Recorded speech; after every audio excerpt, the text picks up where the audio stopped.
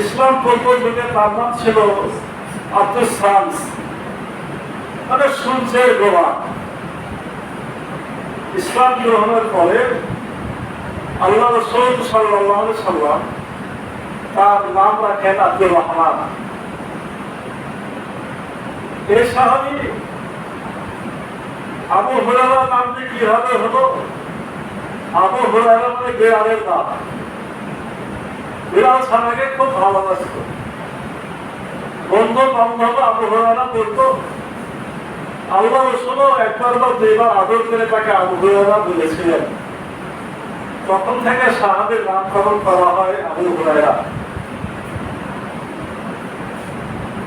আবু বকর, ওমর, ওসমান, আলী রাদিয়াল্লাহু আনহুম তাদের মর্যাদা সমান অবশ্যই আবু হুরায়রার নাম। তিনি ইসলাম গ্রহণ করেছেন অনেক পরে। আল্লাহ রাসূল সাল্লাল্লাহু আলাইহি ওয়াসাল্লাম মদিনায় যাওয়ার 7 বছর পর 7ম হিজরিতে তিনি ইসলাম গ্রহণ করেন।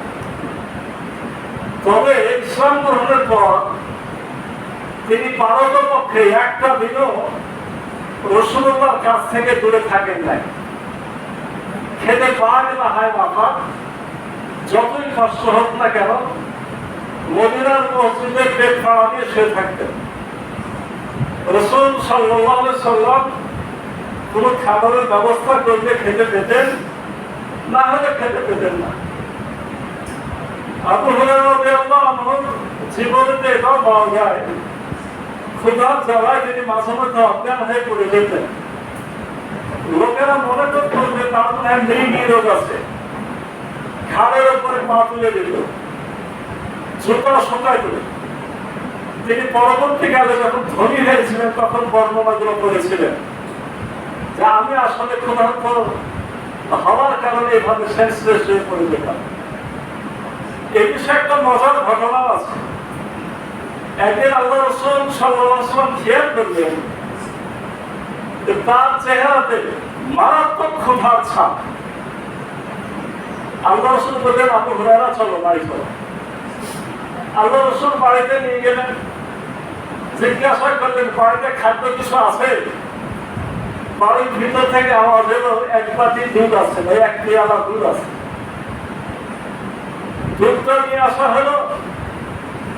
আল্লাহ রাসূল আবু হুরায়রাকে বলছেন, আসহাবে সুফা তার মতো আরো গরিব মানুষ মদিনায় থাকতেন, প্রায় 70 জন বা তার অধিক, সবাইকে ডেকে নিয়ে আসে।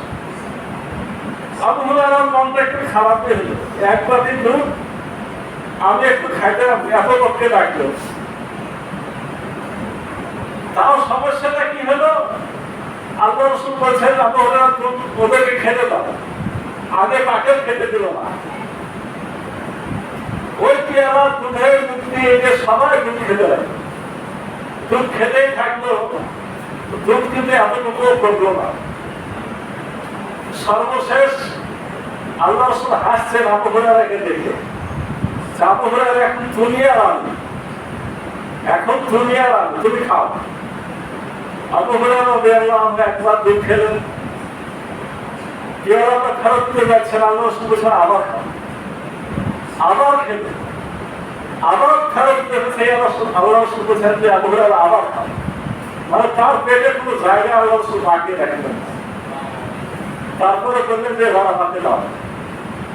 এরপর আল্লাহ রাসূল বাকি দুধটুকু পান করলেন। সহিহ বুখারী শরীফে আছে। আবু হুরায়রা রাদিয়াল্লাহু আনহু কেউ ছিল না দুনিয়াতে মা ছাড়া। মাকে তিনি অত্যধিক ভালোবাসতেন। বৃদ্ধা মা ইসলাম গ্রহণ করে নাই। আবু হুরায়রা রাদিয়াল্লাহু আনহু চেষ্টা করতেন তার দাওয়াত কবুল করতেন না। একদিন দাওয়াত দিলেন মাকে, মা আরো রাগান্বিত হলো, আল্লাহ রাসূলকে গালিগালাজ করলেন। আবু হুরায়রার মনটা খুবই খারাপ হয়ে গেল। তিনি আল্লাহ রাসূলের কাছে হাজির হয়ে গেলেন, ইয়া রাসূলুল্লাহ, আমার মায়ের জন্য দোয়া করুন, তার কথা মা আমার ইসলাম গ্রহণ করুন। আল্লাহ রাসূল দোয়া করলেন। একটা বর্ণনায় পাওয়া যায় আল্লাহ রাসূল যখন দোয়ার জন্য হাত তুলেছেন, আবু হুরায়রা মায়ের কাছে দৌড়ছেন, মানে রাসূলুল্লাহ দোয়া আগে কবুল হয় না মায়ের কাছে, মানে মায়ের ইসলাম গ্রহণ আগে হয়। দোয়ার জোর কতটুকু জোর আছে? হ্যাঁ, বাড়ির কাছে পৌঁছায় গেলেন, দরজার কাছে যে শুনছে, দরজা লাগানো ভিতর থেকে পানির শব্দ শোনা যাচ্ছে। আবু হুরায়রা দেখছেন মা যে বাবা আমি গোসল করছি, একটু অপেক্ষা করো। মায়ের গোসল শেষ করে বের হয়ে বলছেন যে আশহাদু আল্লা ইলাহা ইল্লাল্লাহু ওয়াহদাহু লা শারীকা লাহু ওয়া আশহাদু আন্না মুহাম্মাদান আবদুহু ওয়া রাসূলুহু। আবু হুরায়রার আনন্দ সীমা থাকলো না, দোয়া কবুল হয়ে গেছে। দরজা লাগায় গোসল করার অর্থ হয়ে গেলে তিনি ইসলাম গ্রহণ করলেন। এই জন্য দরজা খুলে তিনি আবু হুরায়রার সামনে কালামে শাহাদাত তিনি পাঠ করলেন। আবু হুরায়রা আল্লাহর রাসূলকে খুবই ভালোবাসতেন, এত বেশি ভালোবাসতেন যে আল্লাহর রাসূলের চেহারা থেকে একবার তিনি তাকালে ওই চেহারা আর থাকতেন না, তাকাই থাকতেন। আল্লাহর রাসূলকে এত বেশি তিনি মহব্বত করতেন। আল্লাহ রাসূল সাল্লাল্লাহু আলাইহি ওয়াসাল্লাম দুনিয়া থেকে বিদায় নেওয়ার পরও তিনি ৪৭ বছর জীবিত ছিলেন।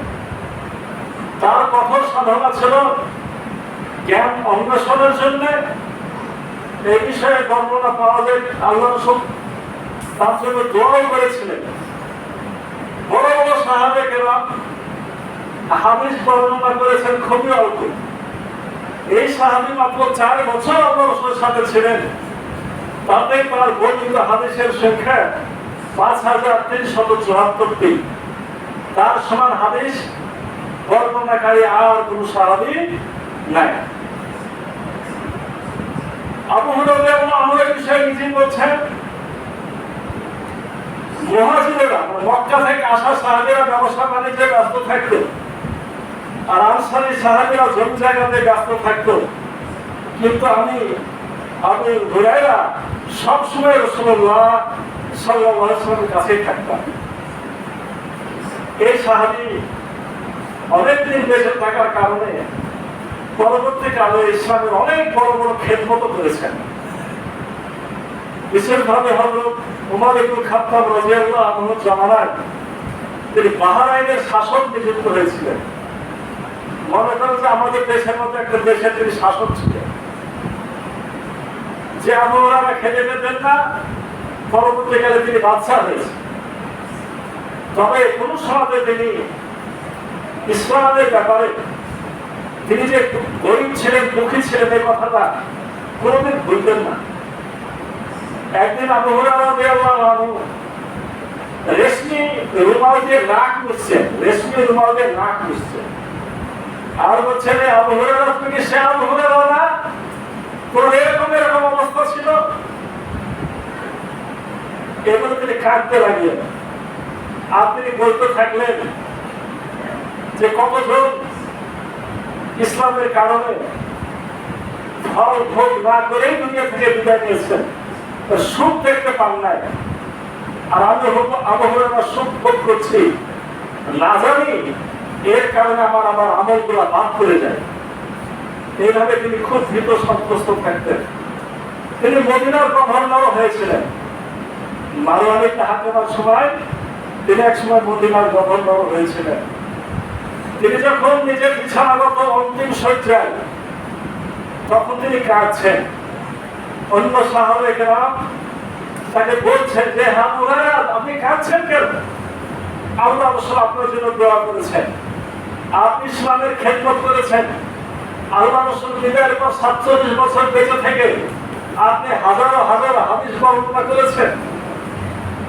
তারপরও তিনি বলছেন আমি দুনিয়ার মহব্বতে কাঁদছি না, আমি কাঁদছি ভ্রমণ অনেক দীর্ঘ কিন্তু পাথর আমার অনেক কম।